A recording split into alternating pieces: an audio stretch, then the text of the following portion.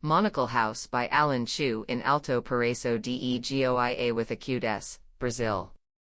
The house is located in the Eldorado neighborhood, an area of urban expansion in the city of Alto Paraíso de Goiás, in the Chapada dos Veadeiros. It is an area that, despite being close to the urban core, is still characterized by the presence of preserved native Cerrado vegetation. The idea of suspending the construction aims to preserve the pre-existing situation of the topography and vegetation, as well as to seek an unobstructed view of the rising sun behind the mountains in the background.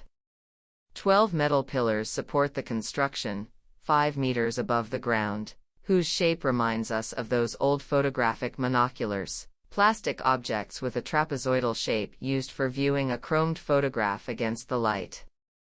The shorter side of the trapezoid has a magnifying lens. At the other end is the image to be viewed, while the sides are closed to intensify the light that gives life to the frozen image in the chrome. The project, in turn, freezes in time the experience of living nature, also aided by the exaggeration of its proportions in a reduced internal area of 40 square meters and a deck area of 38 square meters.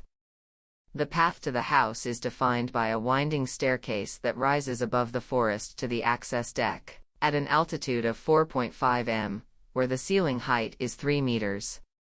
Upon entering, it is necessary to go around the enclosed volume that concentrates all the infrastructure of the house, a suspenseful moment that serves as preparation for the surprise that will come next, a 6.5 m by 4.30 m opening that, instead of framing the view, makes the landscape fill the entire space and invade our senses.